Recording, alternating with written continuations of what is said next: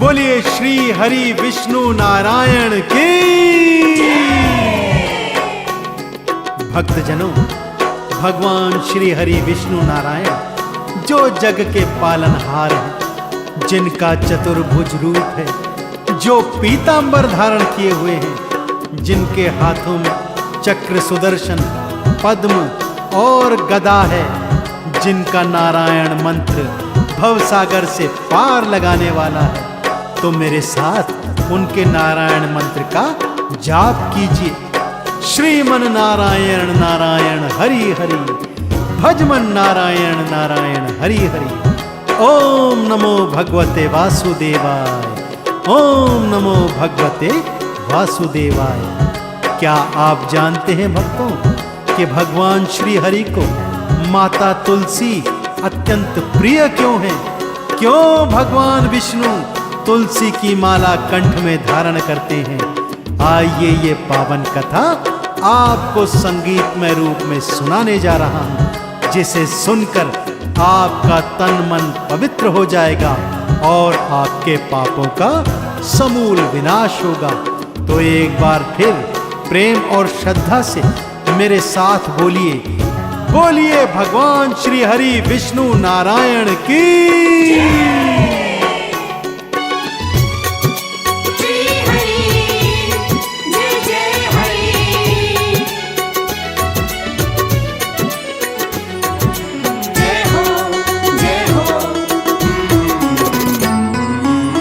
श्री हरि और तुलसी की गाथा,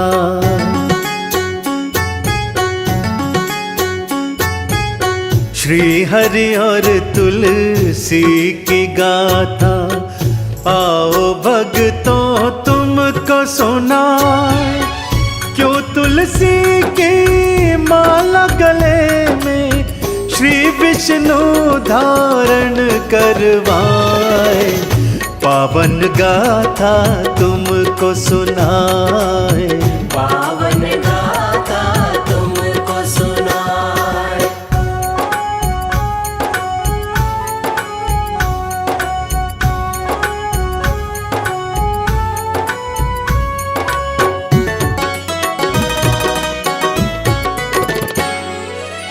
शिव का तेज गिरा सागर में, जन्म लिया फिर जालंधर ने। भक्तजनों, वेद पुराणों के अनुसार श्री हरि और तुलसी जी की गाथा का आरंभ होता है दैत्य जालंधर के जन्म से। एक बार भगवान शंकर का तेज सागर में गिर गया भक्तों, और उसी तेज की शक्ति से सागर से दैत्य जालंधर का जन्म हुआ। भगवान शिव का अंश था जालंधर भक्तों, इसलिए अत्यंत शक्तिशाली और बलशाली था। अपने शक्ति और बल के कारण तीनों लोकों में उसने उत्पात मचाना आरंभ कर दिया। देवी देवता, दानव मानव, पशु पक्षी सभी हाहाकार करने लगे। इस जालंधर का तुलसी की कथा से क्या लेना देना है? आइए भक्तों सुनते हैं ये पावन कथा। शिव का तेज गिरा सागर में, जन्म लिया फिर जालंधर ने। शिव का अंश होने के कारण रूप किया विकराल था धारण। अपने अतुलित बल के कारण वो भारी उत्पात मचाए, पावन गाथा तुमको सुनाए, पावन गाथा तुमको सुनाए।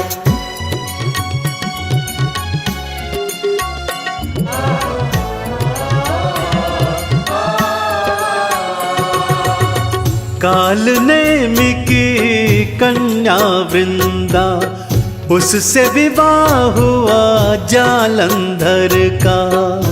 भक्तों, दैत्यराज कालनेमि की कन्या थी वृंदा। यद्यपि वो दैत्य कन्या थी, परंतु फिर भी भगवान श्री हरि विष्णु की अनन्य भक्त थी। उसका विवाह जालंधर के साथ हुआ भक्तों, और वो इतनी प्रतिवता और सतीव्रत धारण करने वाली थी कि उसके सतीव्रत और पतिव्रत धर्म के कारण जालंधर और भी बलशाली शक्तिशाली होता गया। अपने पराक्रम के बल पर उसने सोचा कि क्यों ना स्वर्ग पर अधिपत्य कर लिया जाए। इस हेतु उसने अपने गुरु शुक्राचार्य से परामर्श किया। शुक्राचार्य ने उसे और बलशाली होने हेतु तप करने के लिए कहा। तप कर करके और अपनी पत्नी वृंदा के सतीव्रत पतिव्रत धर्म के कारण जालंधर दिनों दिन शक्तिशाली होता गया भक्तों, और तीनों लोकों में जा जाकर अपने बल और शक्ति के प्रभाव से वहां भयंकर उत्पात मचाने लगा था भक्तों। काल नेमिकी कन्या वृंदा, जिससे विवाह हुआ जालंधर का।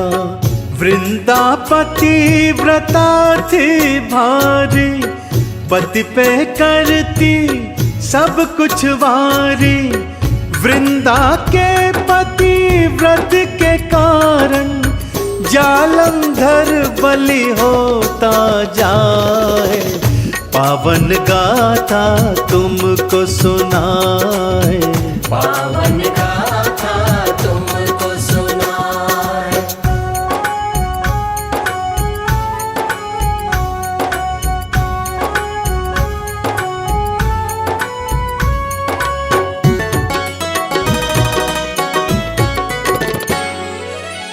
जालंधर के मन में आई, क्यों न वरों में लक्ष्मी माई।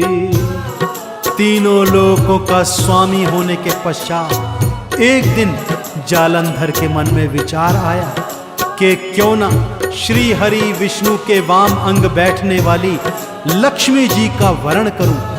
यह सोचकर वो क्षीर सागर में जा पहुंचा और महालक्ष्मी के समक्ष जाकर उनसे विवाह का प्रस्ताव दिया।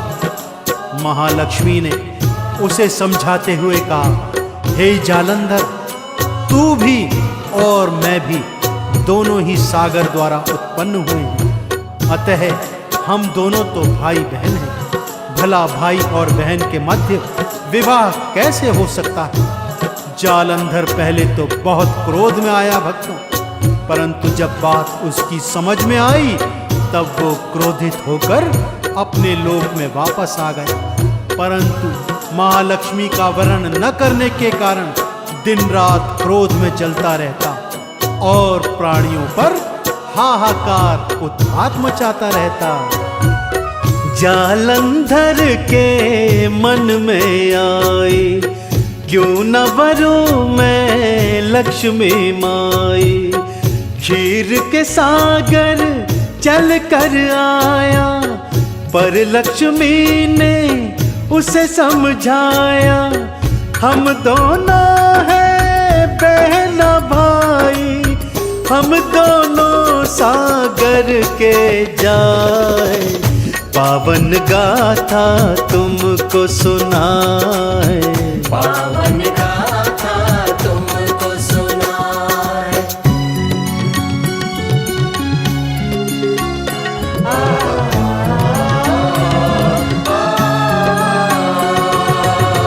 बहुत निराश हो क्रोध में आया, वृंदा ने उसको समझाया।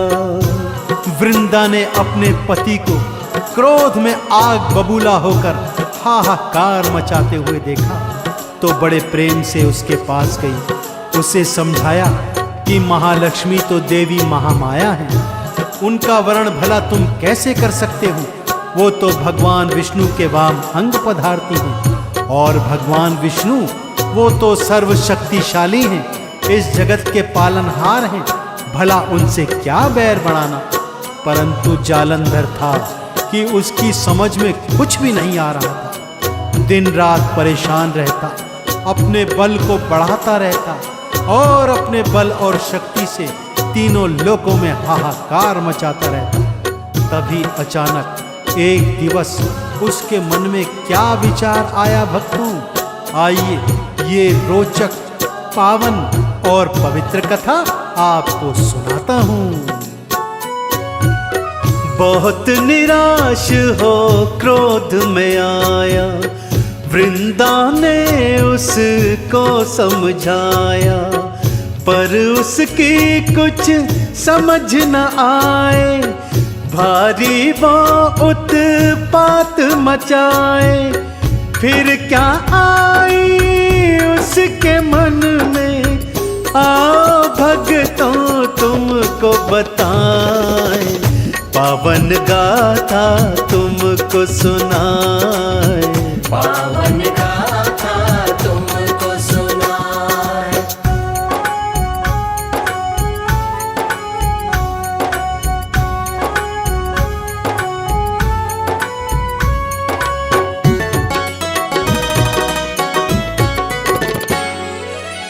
अब तो मैं कैलाश पे जाऊं, गौरा संग में ब्याह रचाऊं।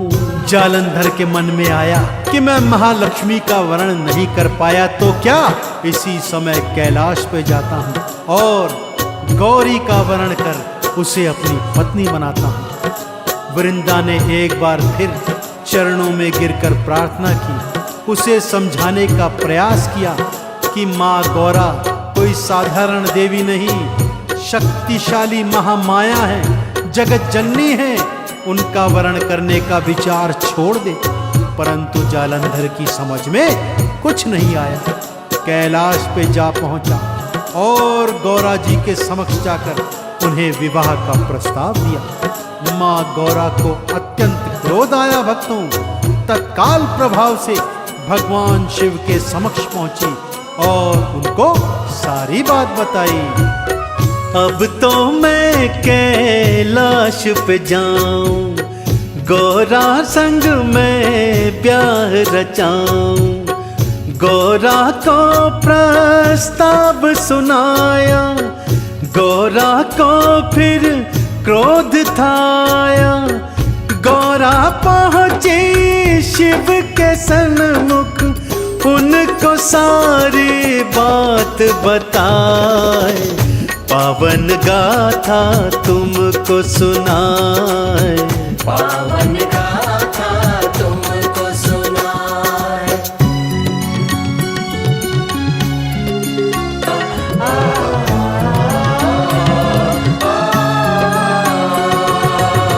शिव शंकर सुन क्रोध में आए, जालंधर संग युद्ध लड़ाए। जब शिव शंकर ने यह सुना कि पापी जालंधर गौरा को वर्ण करने हेतु कैलाश पे आया है और बड़े ही हठ धर्मिता के साथ उन्हें विवाह का प्रस्ताव दे रहा है, तब भगवान शंकर क्रोधित होकर जालंधर के समक्ष आए और दोनों के बीच भयंकर युद्ध होने लगा भक्तों। परंतु ये क्या, कई कई हजार वर्ष बीत गए परंतु दोनों का युद्ध समाप्त होने पर ही नहीं आ रहा था। समाप्त होता भी कैसे, युद्ध हो रहा था भगवान शिव और उनके स्वयं के अंश जालंधर के मध्य। देवी देवता दांतों तले उंगली दबाए युद्ध के परिणाम की प्रतीक्षा कर रहे थे, परंतु युद्ध था कि समाप्त ही नहीं हो रहा था। तब सबने यह निर्णय किया कि अब तो इस समस्या का हल केवल और केवल श्री हरि विष्णु कर सकते हैं। सभी ने जाकर उनके चरणों में शीश नवाया और जालंधर से मुक्ति का कोई उपाय पूछने लगे। श्री हरि जो जग के पालनहार हैं, वे भी जालंधर से मुक्ति का उपाय सोचने लगे भक्तों। शिव शंकर सुन क्रोध में आए, जालंधर संग युद्ध लड़ाए। कई हजार युग बीते जाए पर शिव उसको मार न पाए। फिर मिल कर के देवता सारे श्री विष्णु की शरण में आए, पावन गाथा तुमको सुनाए। पावन गाथा तुमको सुनाए।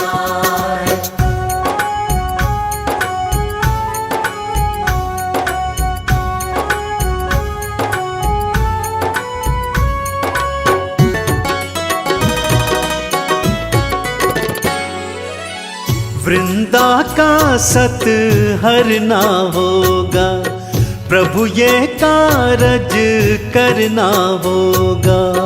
देवगुरु बृहस्पति और सभी देवी देवताओं ने भगवान श्री हरि को बताया कि हे हरि, हे विष्णु नारायण, यदि आप जालंधर का अंत करना चाहते हैं तो इससे पहले आपको उसकी पत्नी वृंदा के सतीत्व और प्रतिव्रत धर्म का हरण करना होगा।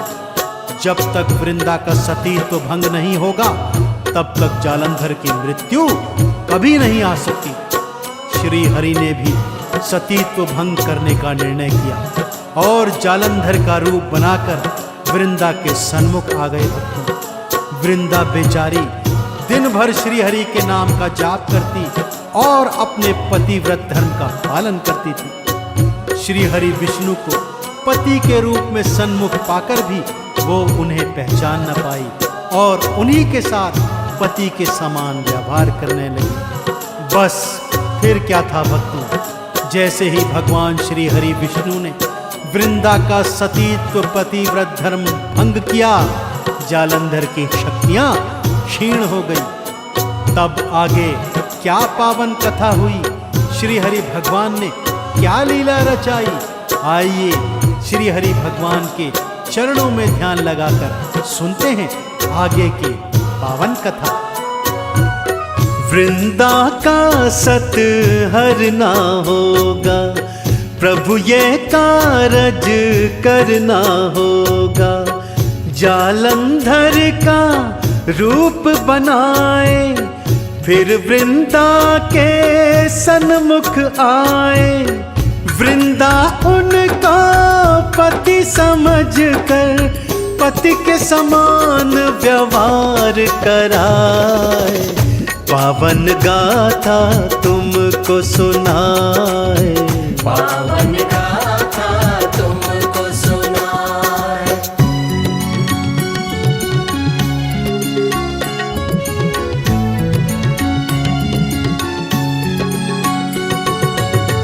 जैसे ही सत भंग हुआ था, जालंधर का अंत हुआ था।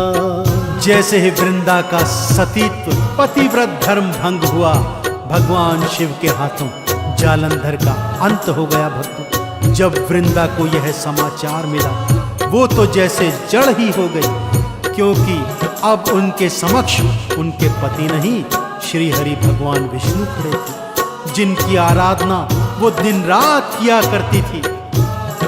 रोते रोते भगवान श्री हरि से पूछती है कि हे हरि, मेरी पूजा मेरे तप का आपने यही फल दिया। भगवान श्री हरि विष्णु वृंदा के प्रश्नों का उत्तर नहीं दे पाए और पाषाण यानी पत्थर के समान खड़े खड़े उसकी बातें सुनते रहे।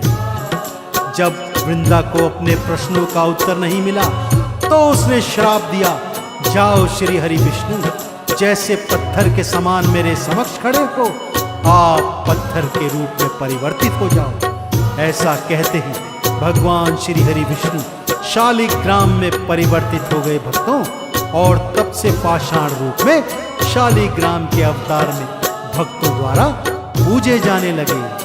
और इधर वृंदा ने निर्णय किया कि वे अपने शरीर को जलाकर भस्म कर देंगी। जैसे ही सत भंग हुआ था, जालंधर का अंत हुआ था। वृंदा ने जब सच यह जाना, खुद को जलाऊं उसने ठाना। श्री विष्णु को श्राप दिया था, जाके पत्थर वो बन जाए। पावन गाथा तुमको सुनाए, पावन गाथा तुमको सुनाए।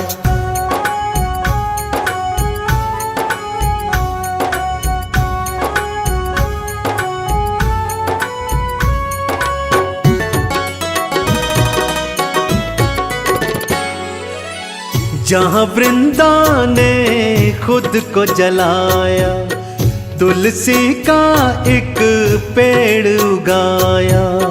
भक्तजनों, जिस स्थान पर वृंदा ने अग्नि स्नान कर स्वयं को अग्नि को समर्पित किया, उस स्थान पर पावन तुलसी माता का पौधा उगाया।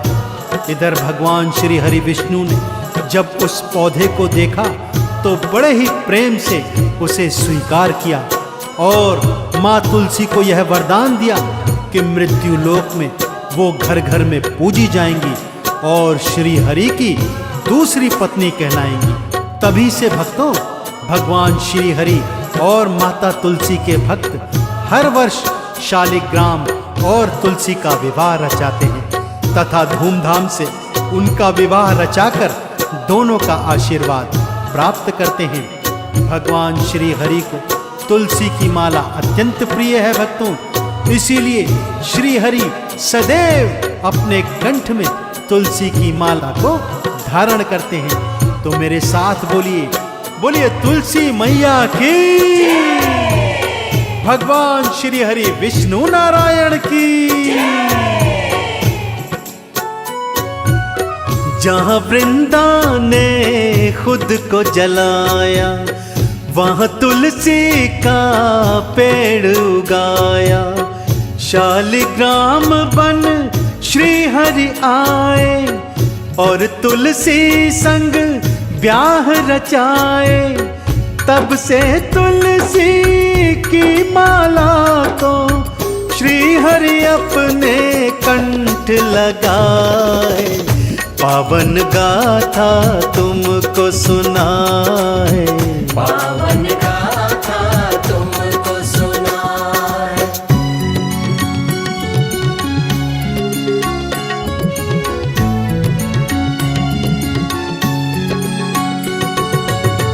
तुलसी श्री हरि को है प्यारी, इसलिए कंठ में अपने धारी। तो देखा आपने भक्तों, किस तरह से वृंदा ने तुलसी का रूप धारण कर भगवान श्री हरि को पति के रूप में प्राप्त किया और भगवान श्री हरि ने भी अपने वरदान अनुसार माता तुलसी को दूसरी पत्नी का दर्जा देते हुए उनकी माला को अपने कंठ में धारण किया। भक्त लोग माता तुलसी और श्री हरि नारायण की पूजा जप तप नाम उच्चारण करके उनका आशीर्वाद प्राप्त करते हैं तथा इस घनघोर कलयुग में भव सागर से पार जाने का मार्ग ढूंढते हैं। तो भक्तों, यदि आप भी इस घनघोर कलयुग के पाप ताप संताप से मुक्ति पाना चाहते हैं तो सच्चे हृदय से माता तुलसी और श्री हरि नारायण के नामों का जाप कीजिए। तुलसी की माला को फेरते हुए भगवान श्री हरि के 108 नामों का उच्चारण कीजिए। देखिएगा भक्तों, माता तुलसी और श्री हरि की कृपा आप पर सदैव बनी रहेगी और आप भव सागर तर जाएंगे। तुलसी श्री हरि को है प्यारी, इसलिए कंठ में अपने धारी। भक्त खुशी से ब्याह रचाते, चंदन का फिर तिलक लगाते। श्री हरि विष्णु तुलसी संग में भव सागर से पार लगाए। आओ